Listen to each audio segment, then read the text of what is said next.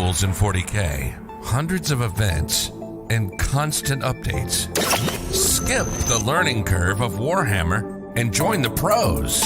Art of War is led by multiple world champions with decades of success. We teach clinics, stream games, and inspire you to succeed at your favorite hobby. Join our global community of gamers just like you.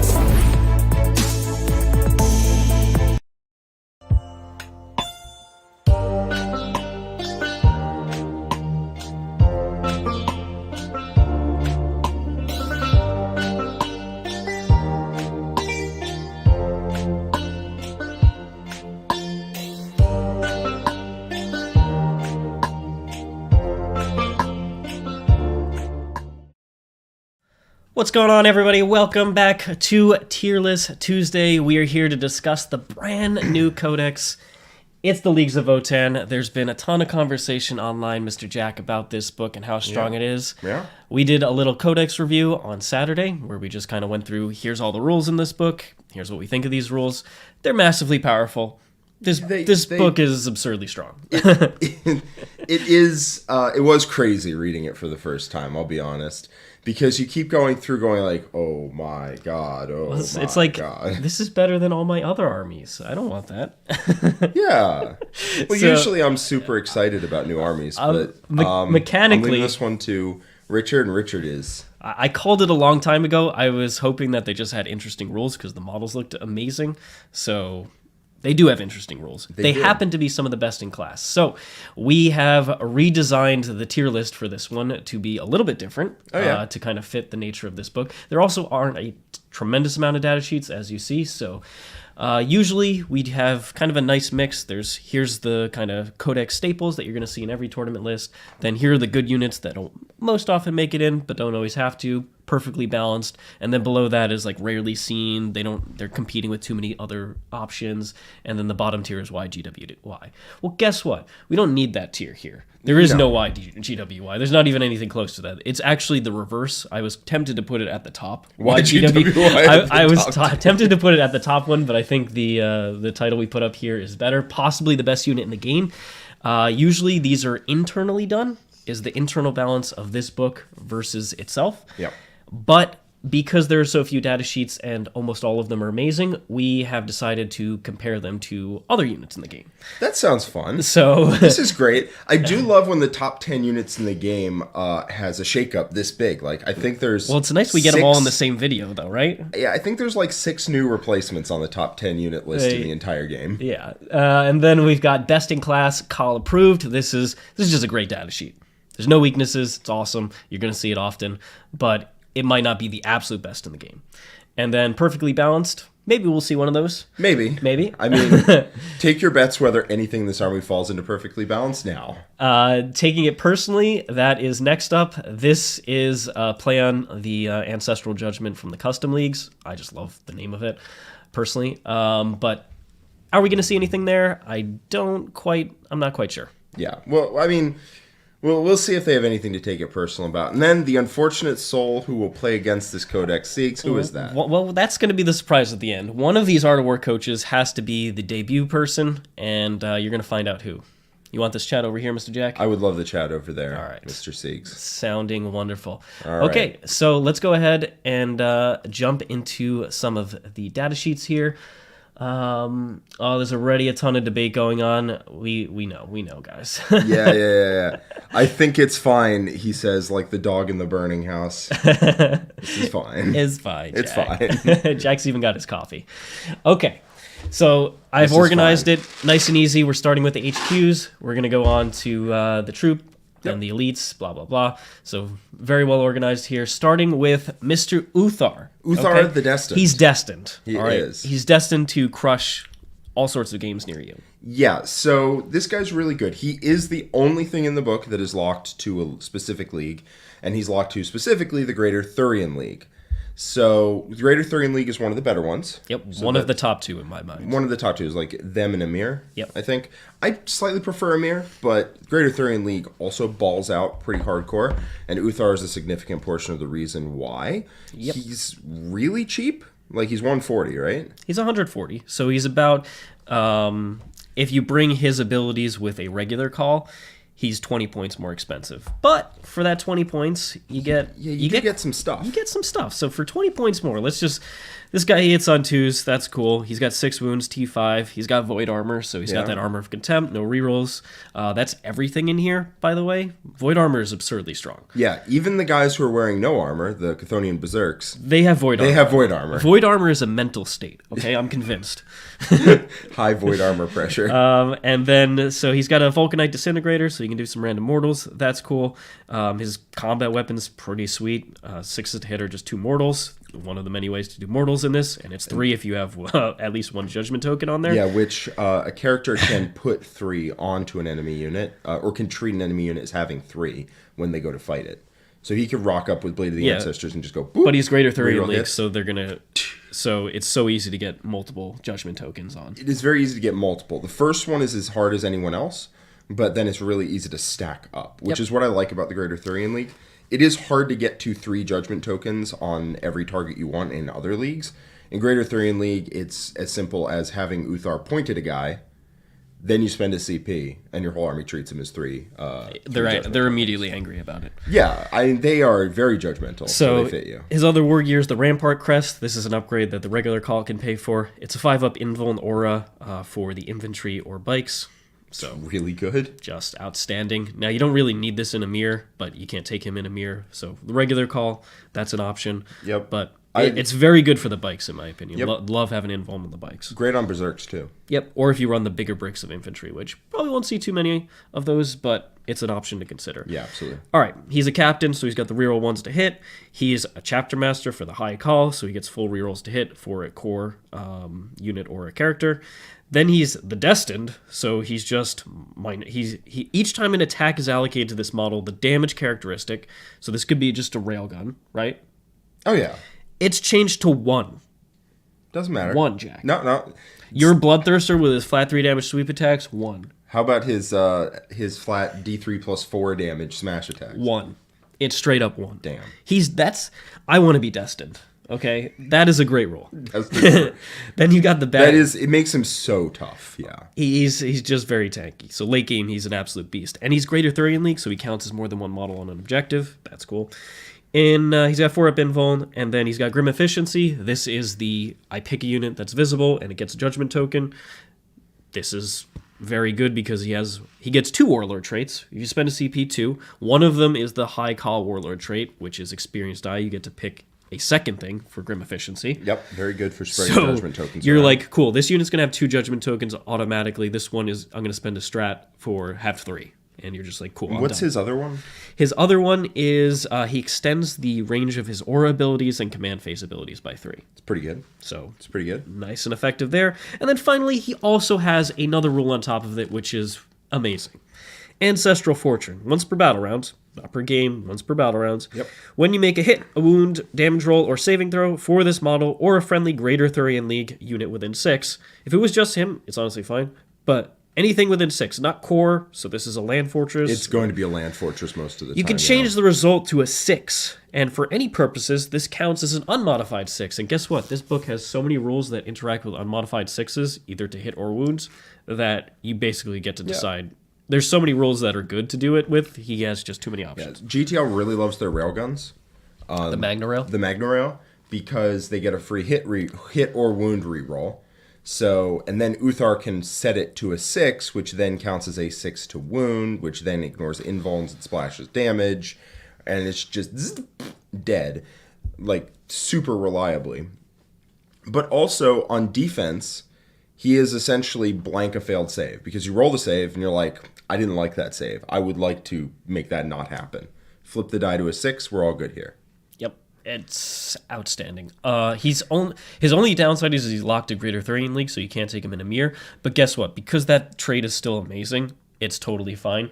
I frankly think he's one of the best characters in the entire game. Oh, absolutely. 140 points. He's an utter steal. I mean, remember when Trajan came out? What was Trajan base? 160. 160. This guy's better than Trajan. Yeah, I mean, the amount of stuff he does, right? He does everything. He's a beat stick in combat. He has an buffs your invuln army in save so many aura. ways. He has a bunch of rerolls. He spreads judgment tokens. He's tanky as hell. And then finally, he flips dice around him to 6s. Yeah, he's possibly the best unit in the game. That is just such a silly ability and such a fortune. Yeah. So good. Okay, I think he's absolutely one of the best. Moving on to the next, the regular Kahl. This guy, quite a bit less good, but he has 2 options to upgrade. He can pick some of the similar weapons, and he has 1 less wound and 1 less attack, but otherwise he's pretty similar. He can take the Rampart Crest as well. That's a 10-point upgrade. He's 70 base, so he's pretty darn cheap for a captain. The characters in this book are ludicrously cheap. Cheap as I shit. just don't understand it. Like, you can't go wrong with any of these. Nope. And then, or you could give him a teleportation crest. So this would allow, in a mirror, you don't need the Rampart Crest, so I actually just take the teleport crest. Yeah, I would probably go with the mirror as well, although Uthar is cranked. Yeah, so if the teleport crest, you can just be like, cool, I'm going to go support this unit over here with the stratagem. Or you could just deep strike him in with something. So he's a captain, he's got the 4-up invuln, and then he has Grim Efficiency. You could give him the Warlord trait. You could make him a high call for 40 points, and then give him that Experienced Die Warlord trait to pick 2 units if you wanted to. He's just a super solid character. He's Value Town. The 70 points is the thing that gets me, like, consistently. I don't think he's the best character in the game, because his combat is fine. He is... His shooting, but... Yeah. He's just a solid cheap character. He's a very good character. He is worse. He's like in the bottom half of the characters in this book, but he's still very, very good. He's just super solid. Super solid. We could even put him in perfectly balanced, Nope. but I think he's stronger. No, he's not perfectly balanced. Thank you very much. All right, the Einhyr Champion. This is my favorite part of the entire book. This is the only part of this I was like, "Ooh, this is so cool." All right, so the Einhyr Champion is a brick. He is toughness 5 with 5 wounds, and if you give him a Weafield Crest, which I personally would, he has 6 wounds and a 4-up invuln. He has a 2-up armor save. He is -1, so he -1 to wound and -1 damage against him. Yep. And you can't reroll wounds, and he has a 2-up armor save, 4-up invuln, 6 wounds, Armor and of Contempt, basically. Armor of Contempt. Void armor. He is one of the tougher characters in the entire game to remove, and he is 90 points base. Like, just without giving him any upgrades. Like, without giving him any warlord traits or relics or any of that, he is one of the toughest characters in the game to kill. One of his benefits is that he actually benefits from a lot of the random melee stuff, melee relics and warlord traits. He's actually the best target for a lot of that stuff. Yeah, I really like him in a mirror with a Darkstar Axe, because you can give him the warlord trait of +1 damage to all his weapons. Guild connectors. So the sweep attacks on the Darkstar Axe are damage 2, and that's the point where I think it becomes a really, really good weapon. Yep. Because then he sweep attacks at 8 attacks at strength 6, AP 3, damage 2, that ignore feel no pains and phase caps. And he can, spend points to make somebody count, or spend CP to make somebody count as 3 judgment tokens, and then spend 1 CP to reroll hits against them, and just absolutely decimate basically anyone he's in combat with. Yep, and then he's actually really hard to deal with in return. Yes, because not to mention if there's a unit nearby him. He's just super tough. -1 to wound and -1 damage on top of a 2-up, 4-up, 6 wound, toughness 5 model with Armor of Contempt and no reroll wounds is gross. Absolutely gross. Does he have enough rules? No, he absolutely doesn't. There's also ways to make him do a bunch of mortal wounds in combat. When he gets into combat, he can do mortal wounds. He has access to all the accelerated strats, so he boogies. He can advance 12 inches.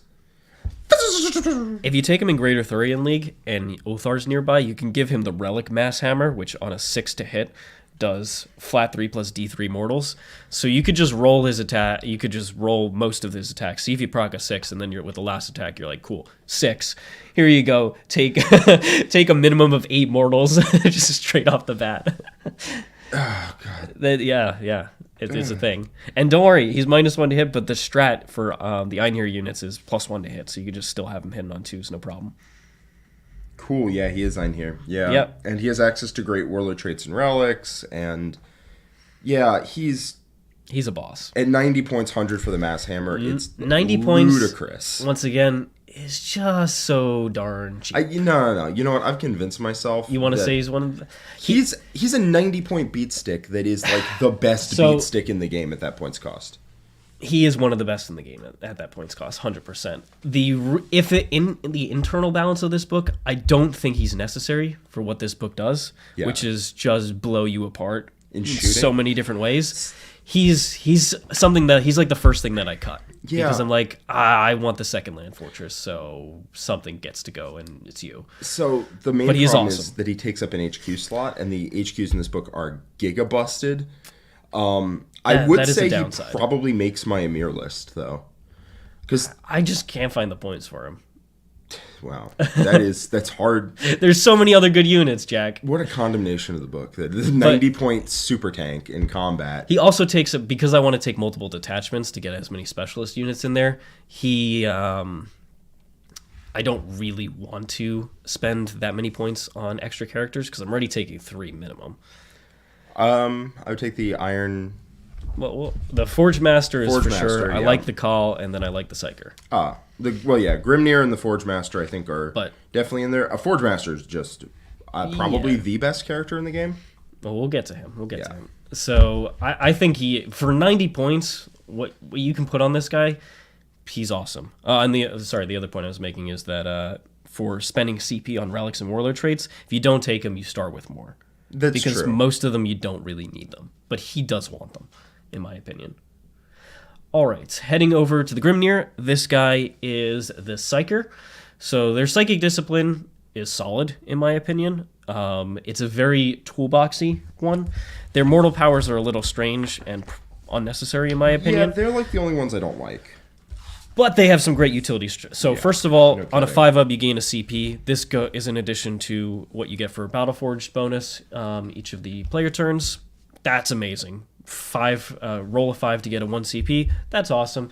On top of that, they have a Null Vortex, so 12-inch range of, I'm going to turn off your invulns. Goes off on an 8, so it's a little harder to get off, but the threat of that... There's also access to +1, so then it would go off on a 7. With a reroll, that becomes a lot more reliable than the 8. I also love Fortify, which is just add 1 to the toughness characteristic of models. Like, this is great on a big Hearthguard unit. It makes them very, very durable. And then they get a 6-up Feel No Pain as well. On top of that, why not? Why not? -1 damage, plus a Feel No Pain, plus toughness 6, plus...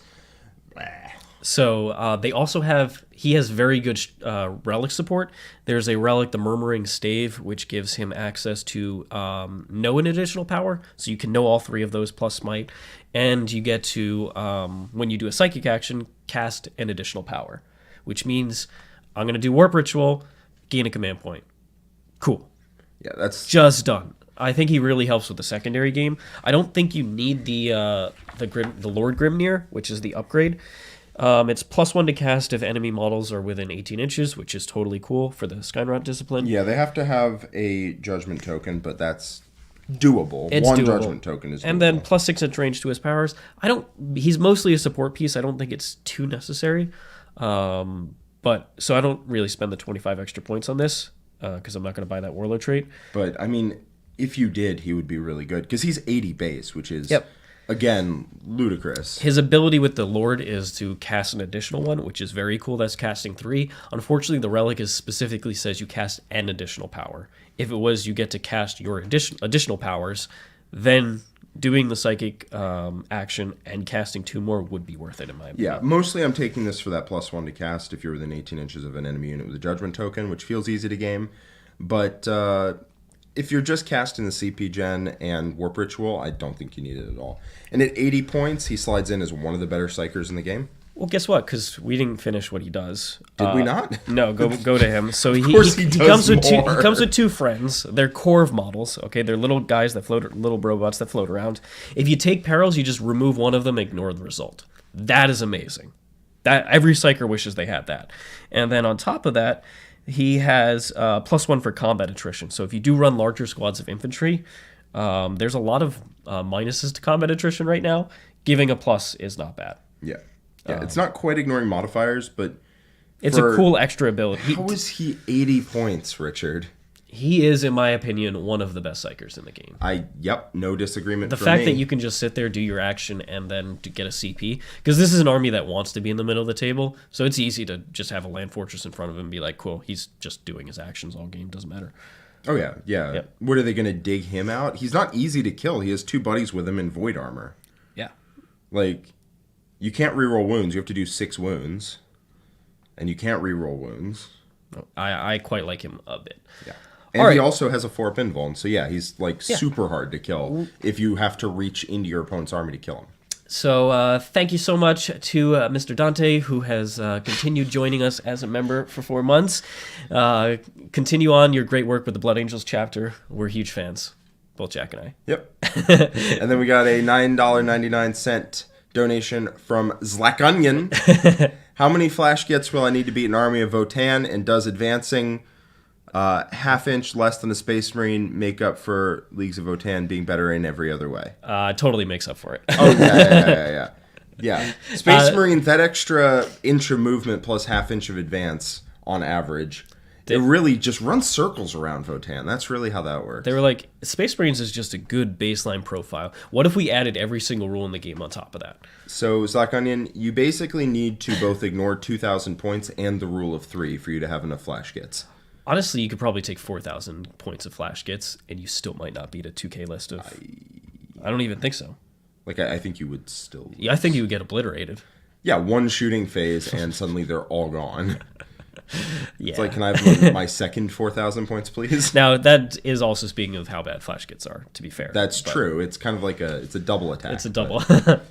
All right. Speaking of best units in the game, this guy is the best in my mind. Yeah, so we named all these other characters busted, and that's true, but the Forge Master is the bustedest of them all. Okay, so first of all, this guy comes... You thought 2 extra models in your unit was awesome. How about... What, does he come with 5 extra? 5. He's got the ECOG in there. He's got the Ironkin. And then he's got... What is this other guy? It's just 3... Is it a bunch of ECOGs? It's 3 ECOGs. Each of them has a different weapon, because, of course. 1 Ironkin Assistant and 1 Brokier Iron-master. Okay, yeah. It's a 5-model unit. Brilliant. So, again, he has an infinite amount of rules for no reason. And they're all great. And you're going to upgrade him to a Forge Master for 25 points. Let's do the base data sheet and then get to the Forge Master. So for 80 points, what you get is a guy with a variety of guns.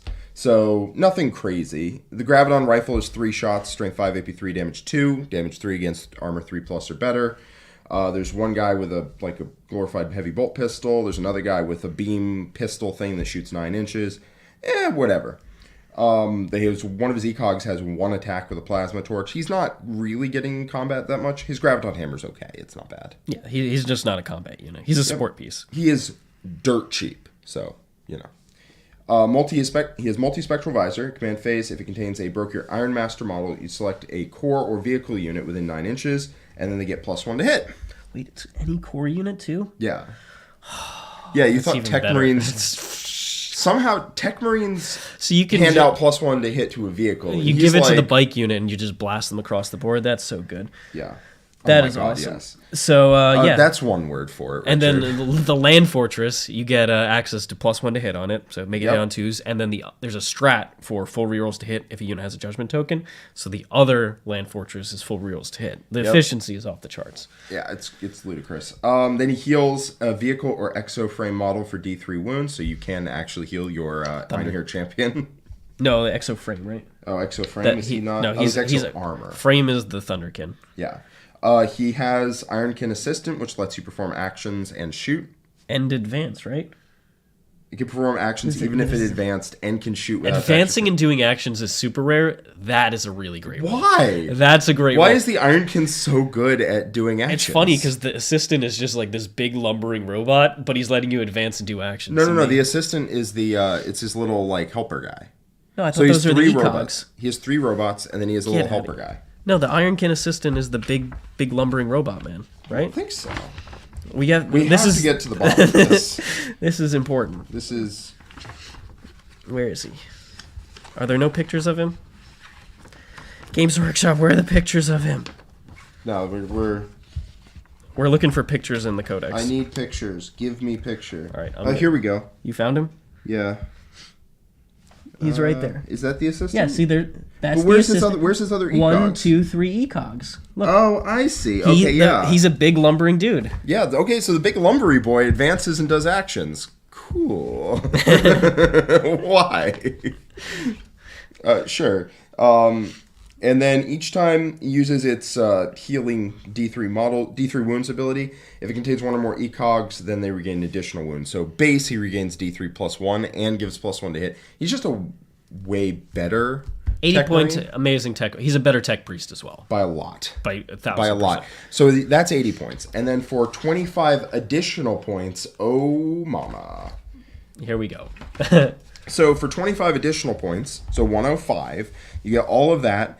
And then once per battle round, when you use a war gear stratagem. Battle rounds. Once per battle round. Battle rounds. You reduce a CP cost of a war gear stratagem by 1. Gross. War gear strats are amazing. Yeah. That's a great category. Yeah, that's So that's 5 additional CP you get per game. Yep. Mm-hmm. And then Forge Master's Eye, where whenever he does an unmodified wound roll of 6, which a lot of the time is just going to be an unmodified hit roll of 4, 5, or 6, if they have a judgment token on them, it does immortal wounds equal to the damage characteristic of the attack. Which is either 2 or 3, depending on their armor save. Yep, and then the mass is Graviton Hammer as well in combat. He can just do mortals 2. It's good. Yeah. It's good. If this army can do a lot of mortals, this just helps with it. This guy is just like, hey, here's 9 mortals. Not even mandatory, but... Here's 9 mortals. Pew! And, Sniped. yeah. Well, that's not all. And then that's not all. You get access to a Warlord trait. You buy this Warlord trait. It's automatic. You're It's the doing first it. one. Instead of regaining D3 +1 wounds, you regain 4 or 3 if you've lost all 3 of his ECOGs somehow. And then once per battle round, when the saving throw is failed for a vehicle or exoframe model within 6 inches, you can choose to use the trait, and if you do so, the damage characteristic of that attack is changed to 0. So... Oh, you want your railgun to kill my land fortress? 0. Just 0. 0. 0. So you have to do 2 railgun hits With no reroll wounds. with no reroll wounds, and they wound on 3s to start to actually do damage. Because once per shooting phase, he'll just take the biggest damage value that goes through and shove it down a black hole. That would be good enough to take. Then there's a second part here, Jack. The healing. Yeah. Oh, you did the healing. I did Okay. the healing, yeah. Yeah. Then Then he heals flat 4. So he functionally erases 1 in your shooting phase, and then he erases another failed save in his turn. That's when a he heals package. it. Yeah, for this guy 105, is better than... You put all the AdMech Tech priests together, this guy's better than them.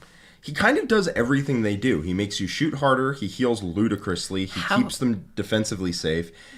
And Holy he Order- does actions. The CP, though. The CP... and he gives you 5 CP over the course That is of a absurd. game. Absurd. Yeah. So he's probably the best character in the game at the moment. He's 100% in my mind best character. Yeah.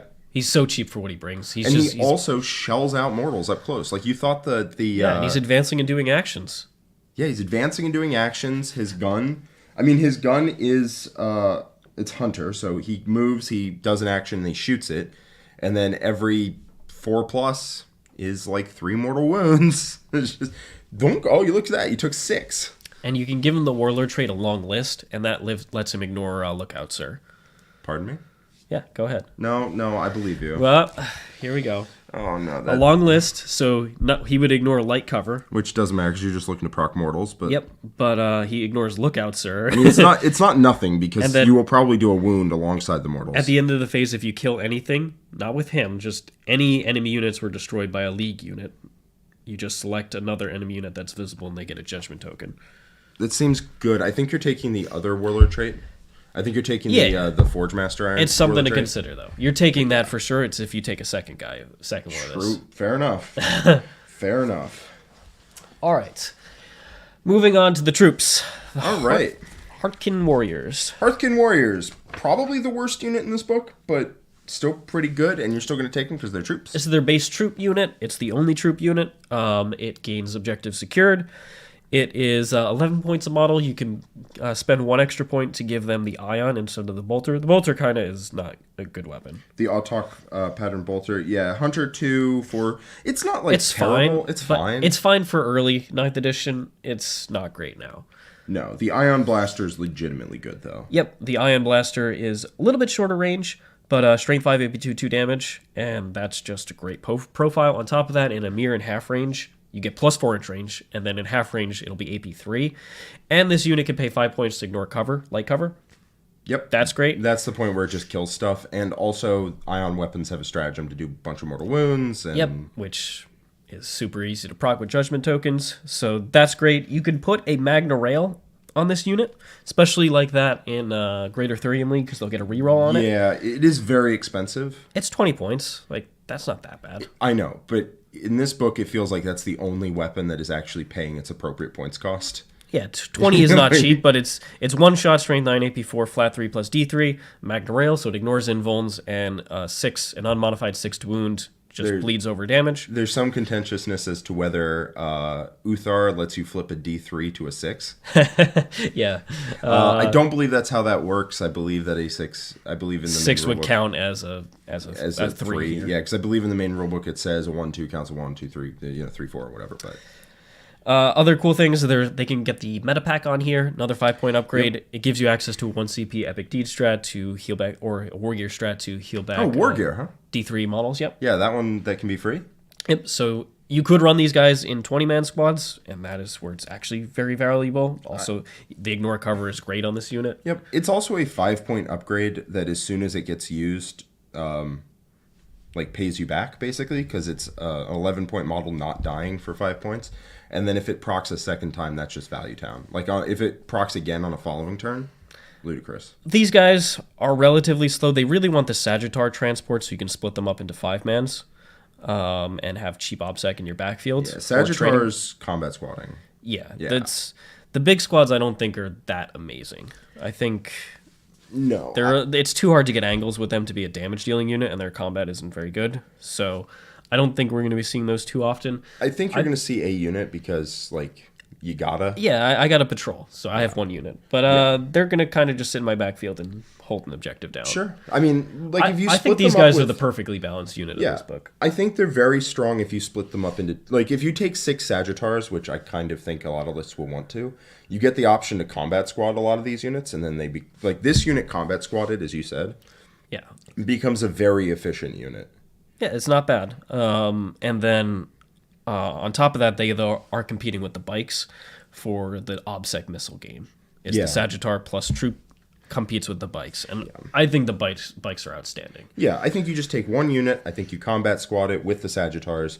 And then you have 2 5-man squads in your backfield just holding and screening and being good. Yeah, I think this unit's perfectly balanced. I think it's fine. Yeah, most armies would love to have that. Yep. Yeah.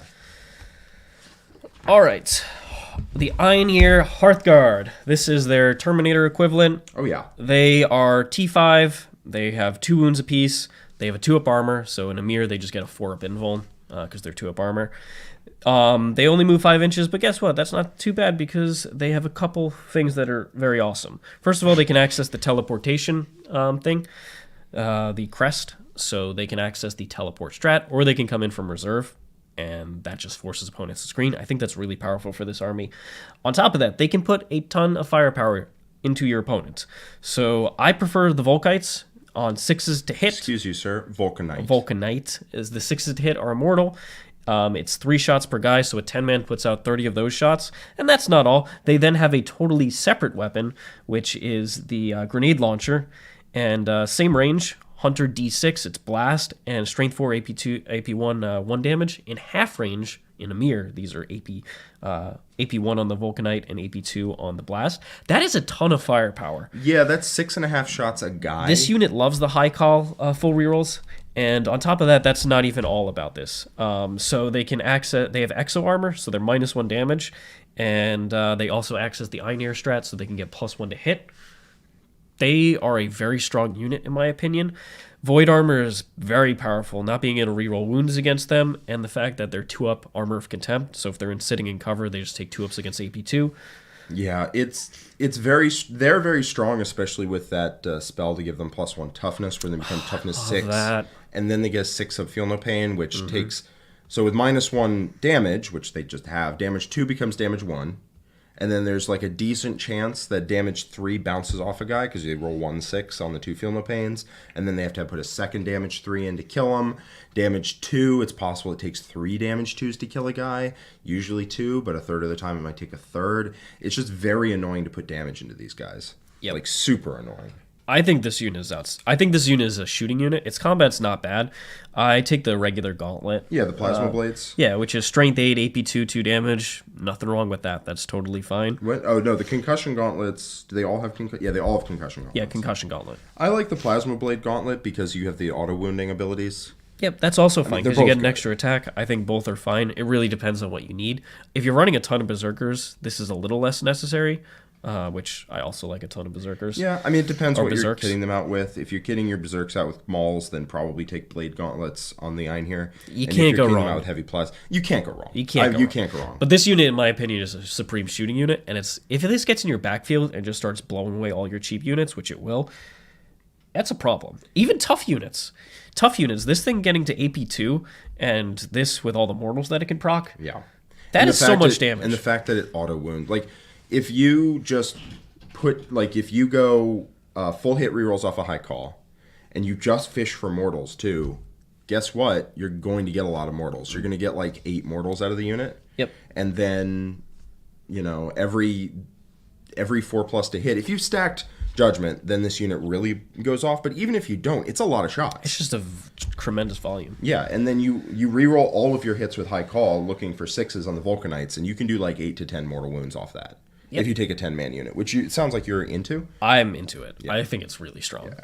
The fact that this can just get in your backfield and you're like, do I deal with the 2 land fortresses that are in front of me and the berserkers inside, or do I deal with this thing? And I also think that it's a good splash of combat in an army that is a supreme shooting army. This is not a supreme combat army. Very good at it, will win combat almost all the time, even against combat armies, but its strength is its shooting.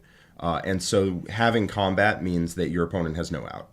Like, what are they going to run at you, tag you in combat when their Hearthguard are just ready to go, like, and just kill you? Like, is that your plan here? Yeah. These guys are awesome.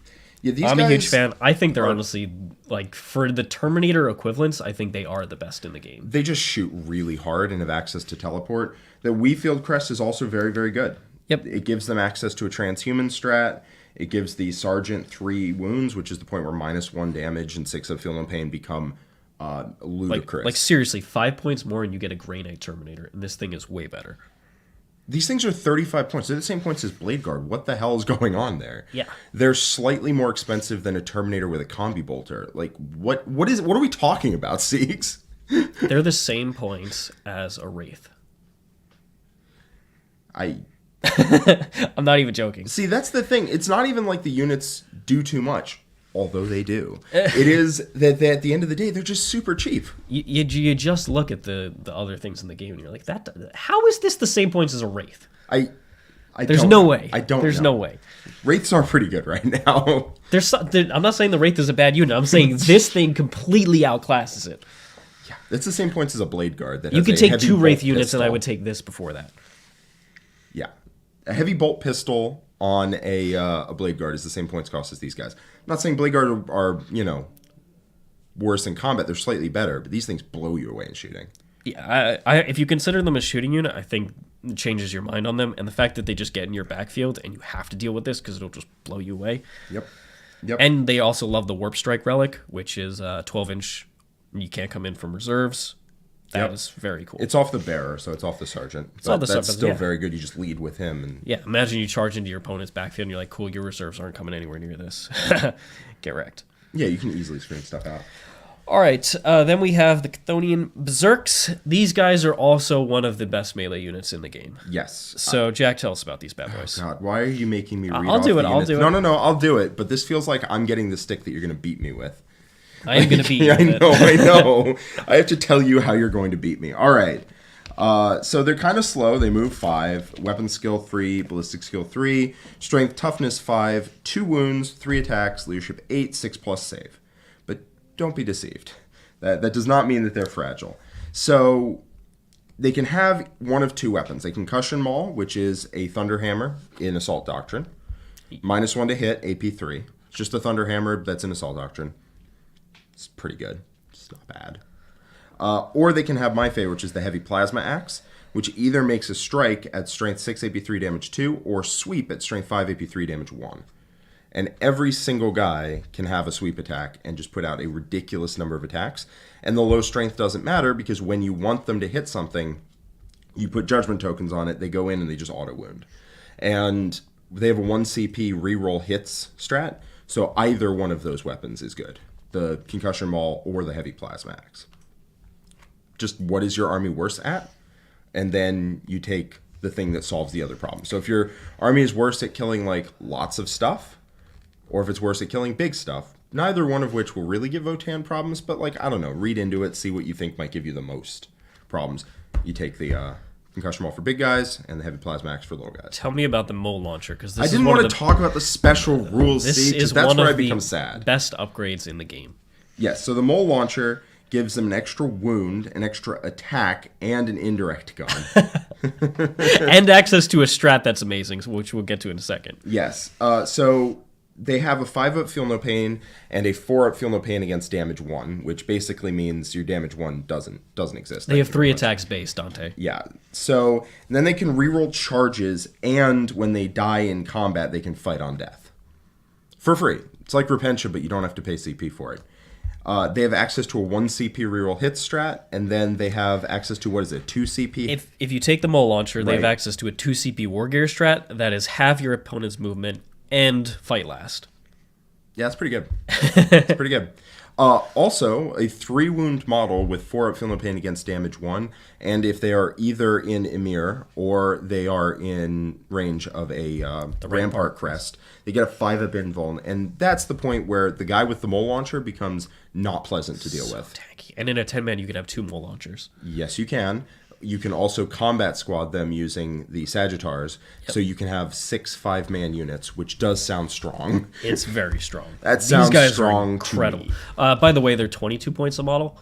What? They're the same points as a Praetorian. Yeah, I legitimately Best forgot in about that. cast. Well, best in game. Sorry. Yeah. One of the best combat units in the game. Yeah, I think if we're ranking this based off, like, I think Berserks are better than Hearthguard, but They're a better combat unit. for sure. How are they 22 points, Siegs?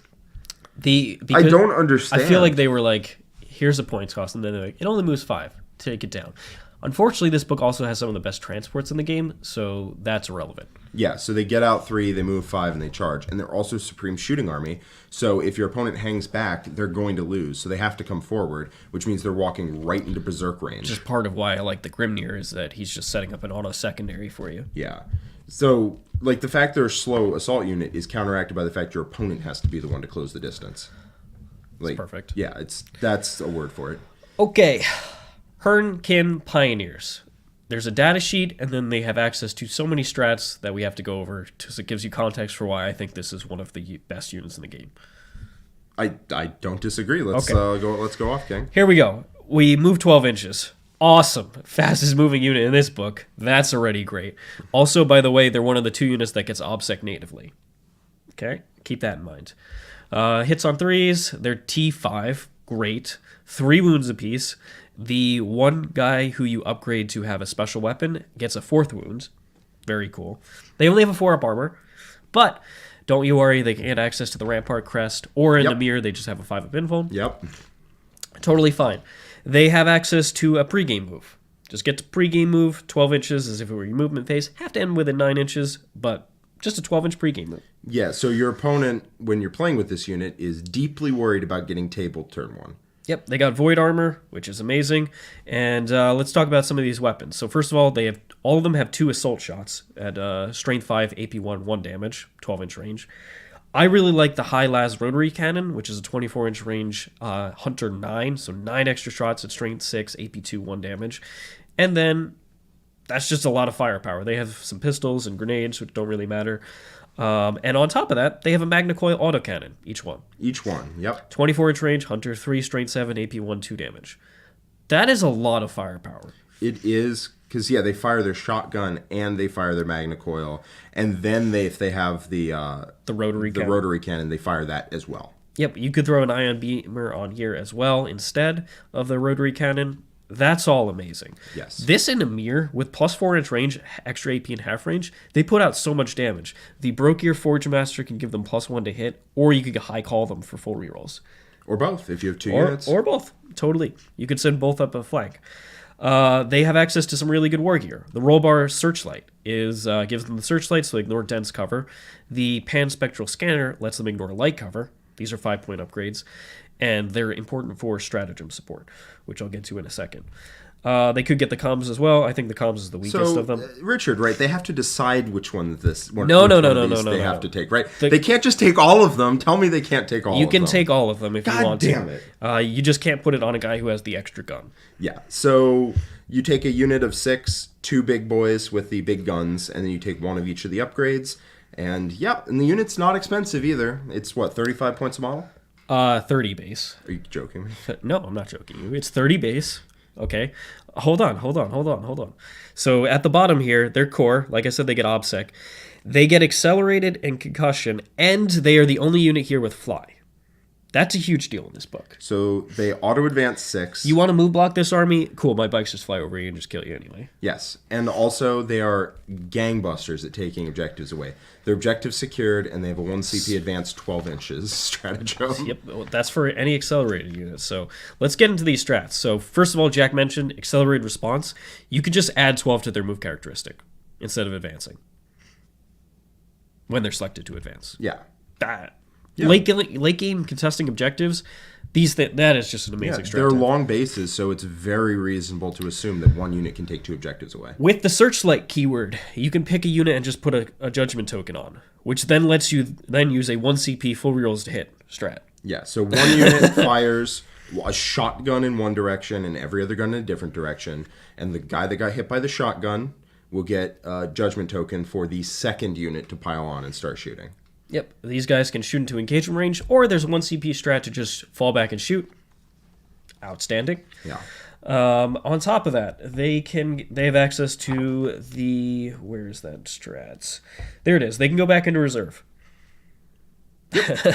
So they can just emerge next to They can also heroically intervene. So they do force your opponent to screen because a Pioneer unit could just pop out of reserves right next to them. And just blow them away in shooting, because this unit is another just supreme shooting unit. Yep. So they have a lot of low-strength weapons, or a lot of medium-strength weapons. They have a lot of medium-strength shots. Yep. The problem is, in this book, you can make medium-strength shots do really well. Especially when they get extra AP and half range. Yes. So they can plant a Judgment Light on somebody, and then they can get extra AP in Einhyr. They can count it as multiple in Greater Thurian League. And then also, if you want them to kill something, you stack a bunch of Judgment tokens, and then all of their mid-strength weapons are still wounding, like Be'lakor on hit rolls of 4+, and then Be'lakor goes... I'm not even finished with the strat nonsense you can do continue. here. My bad. Pan-spectral warning. If you put the scanner on there, they get access to Auspex scan. You come in from reserve within 12, they just shoot you. Seems and that's not even, I saved the best for last. The best is Mag Riders, 1 CP. Go ahead and when in your opponent's shooting phase, when a biker unit selected as the target of a ranged attack, they can just be -1 to hit reactively. And if you advance the previous turn, which you can just decide to set up, you can still shoot your shotguns when you advance. They can't reroll hits against this unit. So this unit can be -1 to hit, no rerolls to hit, no rerolls to wound, Armor of Contempt, 5 up invuln. Yep. A lot of bodies. Very hard to kill. Like, honestly... This unit is amazing. The unit's a tank. They're really cheap. They're very fast. Their objective secured for no reason I can determine. They're absurd. I think they're amazing. Yep. So you think it's possibly the best unit in the game? I think it is possibly one of the best units in the game. Oh, yeah. All right. Well, the one I've been raving about ever since I looked at it, the Sagitaur. I personally think this is also one of the best units in the game. Tell me about it. So it's... let's start off with what it does, and then I'll get to the reason why I think it's broken, which is its points cost. It gets a lot of guns. You can take one of a couple heavy weapons up top. So it can be a high-las beam cannon, it can be an L7 missile launcher, it can be MATR autocannon, or it can be a Sagitaur missile launcher. All of the options are good. They come in various point costs. All the options are good. I like the autocannon. The beam cannon is also pretty good. They're all good, and the points costs are ludicrous. 110 to 130. So I like the Mater autocannon for 110, just dirt cheap 12 shots, because it also has a twin bolt cannon on top of that. Then it has Void Armor, Steady Advance, Eye of the Ancestors, and it's accelerated, so it can advance real far. Boop. If you just need it to run out and block space. 24-inch move, boom. If you feel like it. You won't be shooting at that point, but like if you just need to move, sometimes you just need to do that. It moves 12, so it is one of the fast units in the book. It's toughness 7, 9 wounds, no reroll wounds against it. 3-up armor with armor contempt, just really obnoxious to remove at its points cost. Then it can come in squads of 1 to 2. So if it were 110, 120 or whatever per guy, and you could take 1 in each unit, then I would just take 3. It'd be a great skirmish piece. It would be a great shooting piece. It would still be fantastic. But the fact you can take 6 of them means that you can make a mech army that is just, you die today. Thank you very much. Because you just get access to 6 of this data sheet that just puts out a ton of firepower piece. But then also you can deploy your 10-man units into them and split them in half. So if you have 2 Sagitaurs, you can deploy a 10-man unit split up into each one. They don't have combat squad in this book. This is how you get it. So this really helps split up your units that ordinarily, you can only take 3 units of Berserks. They can't be everywhere. Well, yes, you can now take 6, because you take 30 Berserks for 660 points, which makes no sense to me.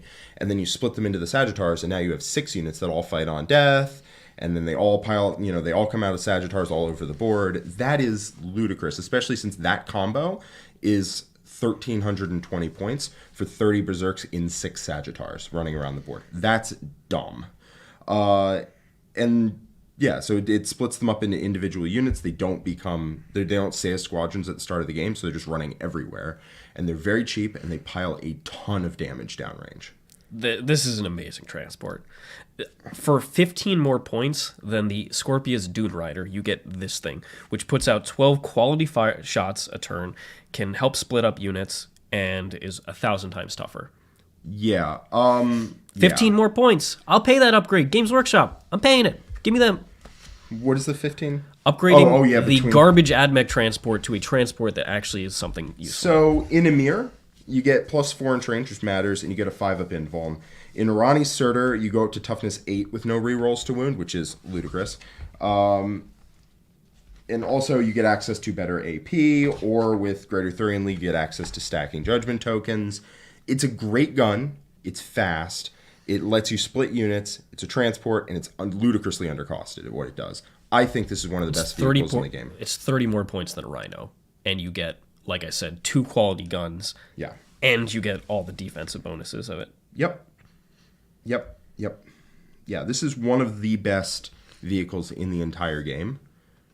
And the fact you can take 6 of them means that, yes, they don't have a lot of data sheets. They only have 2 vehicles. You can still make a vehicle army, because you can take 6 of these and you can take 3 land forts, and you can just kind of do the Donkey Kong whoa at your opponent as you shoot them off the board. Yep. And it really helps solve the speed problem, because you have 6 of these running around the board, just moving 12 inches. And any time they poke through, they're going to shoot something away. All right, moving on to the Brokir Thunderkyn. These guys are kind of like they're devastators. So these are their heavy infantry. They're hit on 3s. They move 5, T5, 3 wounds, 3-up armor. They have 3 different weapon options. They have a bolt cannon, which is kind of their longer range anti-infantry. Then they have the Graviton Blast Cannon, which is Hunter D6, 18-inch range, Strength 5, AP 3, 2 damage with a grab profile, so flat 3 against 3-up armor or better. And then they have a SP Conversion Beamer, which is only Hunter 1, 30-inch range, but a beam weapon. And it's kind of similar to the Land Fortress one, where if your opponent is holding more than 15 away, counts as an additional hit. Yeah, so it's pretty good. Yep, they ignore dense cover with their Omni Visors. They're exoframes, so they can only be transported in the Hekaton Land Fortress. But for this profile, it's 35 points for one of these dudes with the Graviton or the Bolt Cannon, which I think is perfectly reasonable. Compare these guys to the Chaos guys, Chaos Devastators. I would honestly compare these to Sagittaurum Guard. Sagittaurum Guard, any of that. Sagittaurum are a good unit, and they're 15 points more per model than these guys. Yep. And you could make the case that, in Einhyr, Thunderkyn could be more durable. They essentially have a 2-up armor save, because they have a 3-up with Armor of Contempt. So comparing to Sagitaur. Yep. They would, in a mirror, they have a 5-up as opposed to a 4-up invuln. If they're near a Rampart Crest, I believe they also get a 5-up invuln. Yep, they're infantry. You can't reroll wounds against them versus you can. They're both toughness 5. Like, this could be a better Sagitaur guard for 15 fewer points. In fact, I think it is. Their guns are better. And their shooting is much more buffed from Yeah. Leagues of Votann. I think this unit is actually quite strong. Yes. I think it's one of the ones that hasn't gotten a lot of talk about it, specifically because it's competing with the Land Fortress, which In the heavy is support slot, yeah. in the heavy support slot, and it's just a more durable platform. So is this unit necessary? I don't think so, because you can get so many guns elsewhere, and it's relatively slow moving, so it's going to be hard to get the angles. It's going to get the same angles the Land Fortresses do. And in the case where it is, that stuff is already getting blown to smithereens. Yeah. Is my issue with this unit, but it is very good in my opinion. Like Yes. just popping out of 4 dudes with the Graviton Blast, that is a lot of damage. Yeah, 4 of them at 35. So Holy 140 God, John McCardell, thank you so much for gifting 50 Art of War 40K memberships to all the wonderful people in chat. You are outstanding. You are in fact a legend. Go ahead. I assume that you are on the Art of War Discord. Go ahead and message me personally on there, because you are a super generous soul, and I'm going to be super generous in return. Oh, yeah. Hero of the Imperium material for sure. What a splash. Thank you so much, John. Thank you. That is an amazing thing for our community. So please do message me personally on the Discord, and I will do something special for you in return. All right. So, broke your Thunderkyn. At their points cost, they are insane. If you have 6 heavy support slots, you could do worse than putting 3 units of Thunderkyn in 3 land forts. And by you could do worse, I mean, please don't do that to me. Please. I think they fall into best in class, Kahl approved. I don't think they make it into possibly best unit in the game. I think as a heavy infantry, this is one of the better units in the game. Sure, it's one of the better. Yep. But like, I do prefer these guys because of the combat potential they and can't see the what you're teleport. pointing at. The Hearthguard. The Hearthguard. I think so. The Hearthguard put out way more firepower than the Thunderkyn at the same points cost, and the have mobility. melee, and are probably more durable, although it's close. The Thunderkyn are stupidly tough, and 3 of them is only 105. Yeah, I think a 4-man, because that can just fit in the Land Fortress, is perfectly reasonable. Yeah. Good amount of firepower, but the problem is it just overlaps with the kill zone you already have. Yeah. And that's why I don't think you're going to see them as much. Yeah. But if there was a strat to just put them into native reserve, then I think you would actually see them more. Yeah, I think it would be one of the best units in any other book, and in this one, it's one of the worst. But worse is comparative. It's a Exactly. good data sheet. Yeah, it's a very, very, very good data sheet. So now, I saved it for you. I know you want to do it. Oh boy, the Land Fortress. The And hold on, there was a Land Fortress. There's a super chat up here. Oh, it's right. It's right there. Yep. No, it's down. We didn't that answer one this too. one. Yeah. Okay. We didn't answer a couple of them, so I'm All gonna right, let's answer go them. through before we do Land Fortress, because Land Fortress is a special thing. Thank you so much, Mr. Matto, for the $5 super chat. Have you guys tested these into hypermobile armies like Drukhari? Curious if they can be outmissioned. We're actually going to find out when we put them on the table for the first time. And as you can see at the bottom tier, at the end of this video, we're going to reveal who the first victim is of the Votann, and that victim is going to be playing a mission-oriented army. So we're going to find out. Yeah, we haven't had an opportunity to put it on the table yet, so these are all first takes, but I feel pretty confident saying the book is cranked, so Nurgle Matt with a $7.77 super chat. Thank you so much, Nurgle Matt. Thank you for your time on the Art of War Down Under Q&A Part 2. Loved it. Great work. I was on the Down Under podcast, so if you want to hear my thoughts on the Codex as well as all the user questions, check out that episode. It just came out today, and it was me and Adam just going through talking Leagues of Votann, talking about as you do some of the wild rules in this book and combos. Thank you so much for that super chat, Nurgle Matt. And then we have Turkey with a $5 super chat. How do you guys think this book will impact the meta compared to previous 9th edition boogeymen like pre-nerf Drukhari and Tyranids? It's going to affect them in the same exact way. It's going to have a 70+% win rate once all the models come out. This book, as just the army box, will not reach that, I don't think. No, I don't think so. You can make a good infantry spam army in this, but it's going to be like probably a better Death Guard where it just, instead of trying to charge you relentlessly, it's going to just be like, are you in the open right now? You're dead. Yep. But it has a hard time getting angles. It has real weaknesses, so I don't expect it to achieve anything like that. However, once all the models are available, whenever that is, I expect this book to hit an easily 70% win rate and be everybody zones in and is like, I need to deal with this. Yeah. I think it's going to be, it's definitely more powerful than pre-nerfed Drukhari. But pre-nerfed Drukhari was so far ahead of the rest of its metagame. Yep. It's hard to say. I believe this is better than pre-nerfed Tyranids and pre-nerfed Harlequins. Like, it feels better. I think it's close with Tyranids, in my opinion. Yeah, I don't know. Tyranids just ignore almost all of your opponent's rules, and this army feels like it does something similar. It feels like it has every rule, personally. It feels like it's, like Eldar used to feel, where it just has every single thing in it. It's on the same tier in my mind as the Tyranids. It could be worse. I think it's better. I think it was designed around the same time as the Craft Worlds, Tyranids, etc., and that's why I think it has this power level. Yeah. So it should get nerfed in the exact same ways. I think, personally, I think it's better than pre-nerfed Tyranids, but it's hard. I don't want to say that for sure without having tested it. Yeah. I think that's where testing comes in. You have to remember how the dark place you were in when Tyranids came out, Jack. It was dark.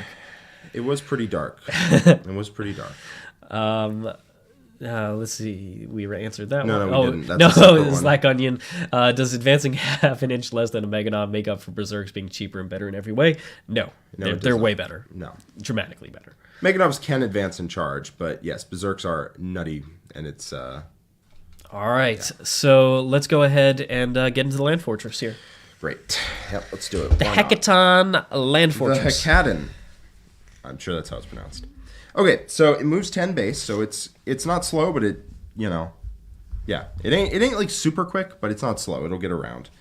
Ballistic skill 3+, strength 8, toughness 8, so 16 wounds. 6 attacks, sure. Leadership 9 with a 2-up save and Armor of Contempt and no reroll wounds.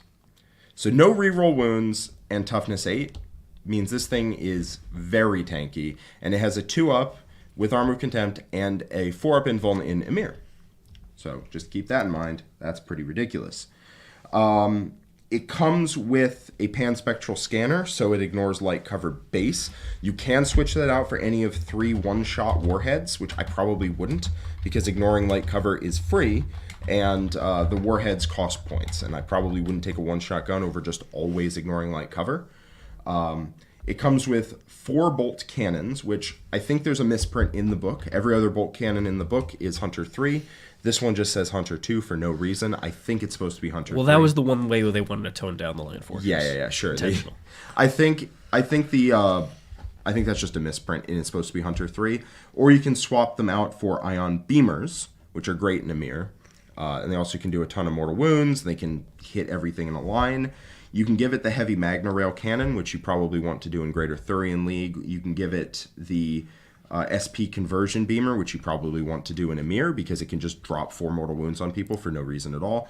The amount of 1 CP, 6 mortal wound strats this thing can do, I think we mathed it out, and the average is if you spend 3 CP, this thing does 14 mortal wounds. The Forge Master makes that 2 CP. Sorry, my bad. 2 CP, this thing does 14 mortal wounds on average.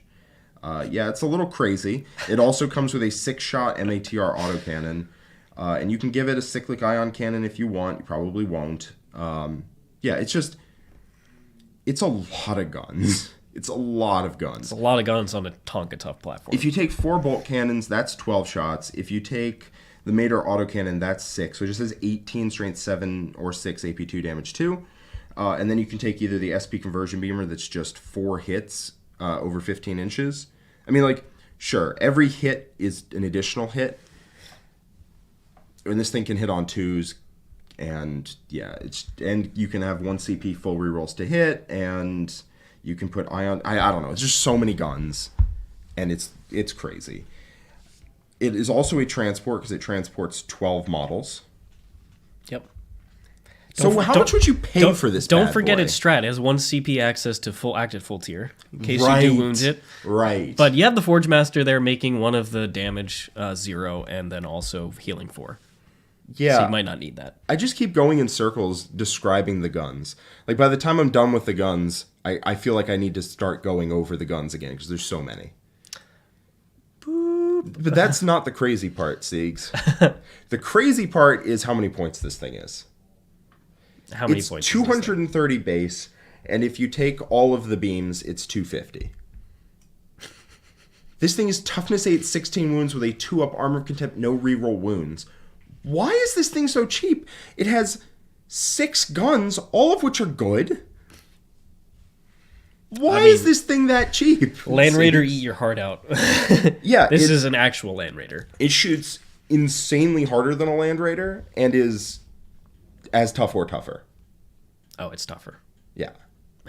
I mean, the Forge Master alone just makes this thing infinitely tough. I legitimately think Roberto Di Salvatore, that plus 30 to 40 points is not even close to enough. I think this thing is 100 points undercosted.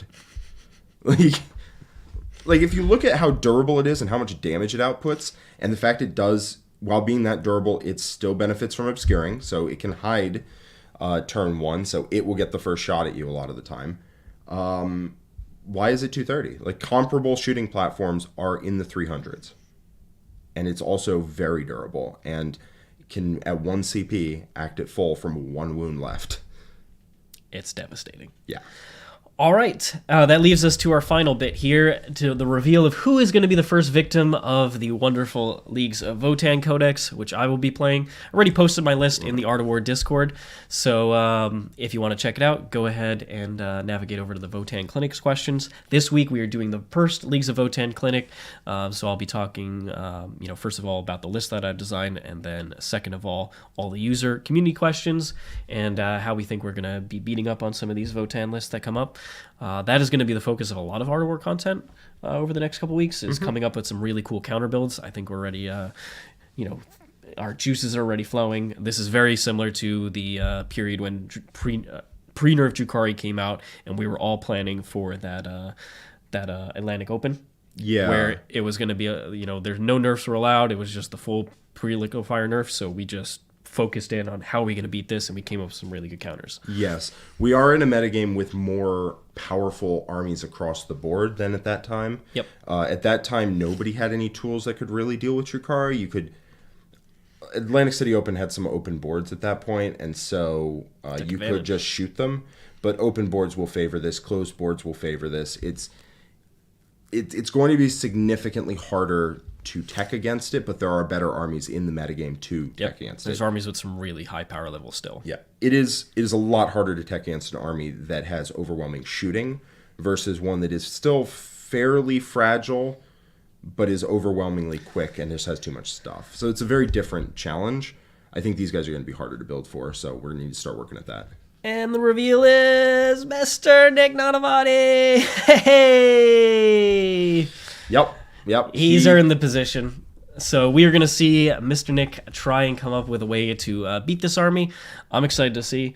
I think he's definitely going to go towards the mission playing. I'm going to try and move block you, slow you down route, and we're going to see if that works. Yep. I am going to bring a max power Mir list, and we're going to see how that handles the Aldari. Oh god, he's taking Eldar. I don't know if he's going to take Eldar, but he's going to try and take something. Maybe it's Harlequins, maybe it's Craft Worlds. Something that plays the mission, because you can't go toe-to-toe with this army. Yeah. Necrons, I think, can potentially win. I think Tyranids can do It's possible. okay. We're going to try a lot of things. Yeah. Yep. So stay tuned for that. If you want to join us, if you want to see the testing, if you want to figure out ways to be able to beat the Leagues of Votann, check out the War Room. It's in the description below, theartofwar40k.com/learn more. And right now, we haven't done the full reveal yet, but spoiler, there is going to be a sweet 50% off coupon code for your first month. So this is the best time to try it out. And, we're excited to see everybody in there. It gets access to the Discord and our awesome community. And hope to see you in there. All right.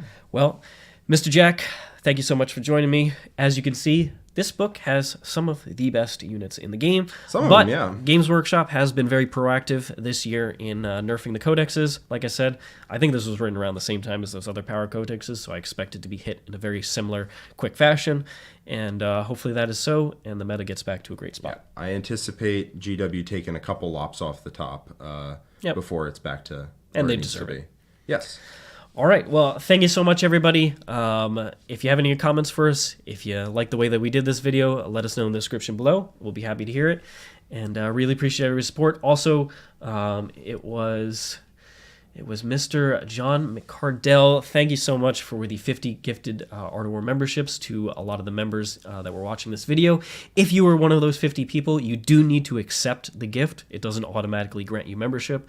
So please do accept it and join us for all the cool thing that we do with our membership platforms. If you don't know what we do for our Art of War memberships, they are very well described under the join button. So if you head to our channel, click join. There are 3 different tiers. One is focused on getting access to our Discord, as well as our strategy sessions that we do in the War Room, which teach fundamental concepts about getting and becoming a better player. Podcast tier, and then there's the full War Room and podcast tier, and that gets you access to every single piece of Art of War content, same as exact stuff that's on our website.